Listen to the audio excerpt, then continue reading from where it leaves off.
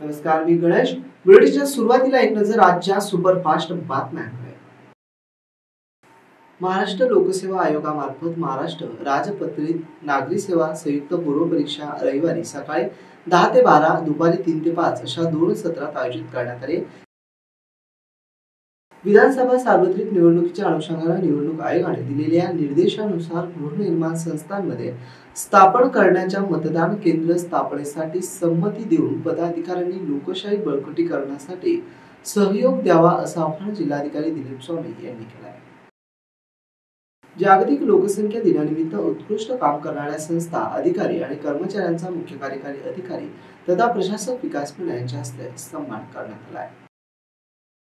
राज्याचे उपमुख्यमंत्री अजित पवार यांनी काही दिवसापूर्वी सादर केलेल्या अर्थसंकल्पात मुख्यमंत्री लाडकी बहीण योजना, मुख्यमंत्री अन्नपूर्णा योजना यासह राज्यातील 44 लाख शेतकऱ्यांना मोफत वीज वारीतील दिंड्यांना प्रति दिंडी 20,000 रुपये अर्थसहाय्यक आणि निर्मल वारीसाठी 36,000 कोटीचा निधी, मागेल त्याला सौरपंप अशा योजनांचा अन्य बाबी मिळून एकूण 6,12,293 कोटीची आर्थिक तरतूद असलेल्या समाविष्ट केलेल्या कल्याणकारी योजनांमुळे सर्वसामान्यांचं जीवनमान उंचावण्यास मोठी मदत होणार असल्याचं माजी केंद्रीय मंत्री यांनी पत्रकार परिषदेत बोलताना सांगितलं. मनोज जरांगे पाटील यांच्या नेतृत्वाखाली जालन्यात मराठा आरक्षण जनजागृती शांतता रॅली होणार आहे. या रॅलीत मोठ्या जनसमुदाय येणार आहे, तर या रॅलीत आंबेडकरी समाजाचे मोठ्या संख्येने सहभागी व्हावं असं आवाहन डॉक्टर बाबासाहेब आंबेडकर सर्वपक्षीय उत्सव समितीचे अध्यक्ष सचिन कांबळे यांनी केलं आहे.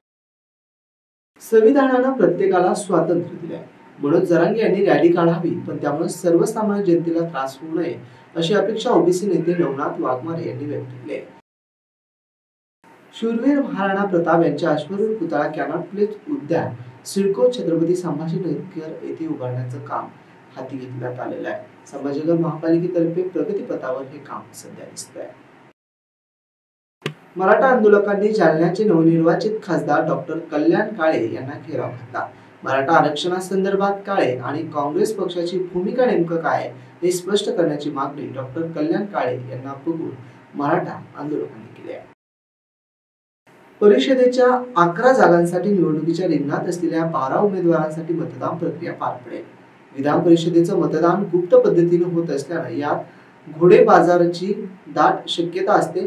अशातच महत्वपूर्ण बैठकीला अनुपस्थित राहिलेल्या 2 आमदारांमुळे काँग्रेसची धाकधूक वाढली आहे. इतकंच काय, तर काही माध्यमांवर काँग्रेसचे 8 ते 9 आमदार फुटण्याची शक्यता व्यक्त केली जाते. आज परिषदेच्या 11 जागांसाठी निवडणुकीच्या रिंगणात असलेल्या 12 उमेदवारांसाठी मतदान प्रक्रिया पार पडेल. याच पार्श्वभूमीवर सर्वपक्षीय आमदार विधान भवनात दाखल होऊ लागलेत. मतदानालाही सुरुवात झाली. मतदानापूर्वी माध्यमांशी बोलताना प्रहार जनशक्ती पक्षाच्या बच्चू कडूंनी आपली भूमिका स्पष्ट केली आहे. बघूया ते काय म्हणाले. याबरोबरचे बातमीपत्र संपलं. पुन्हा भेटूया बातमीपत्राच्या पुढील भागात. तोपर्यंत पाहत राहा.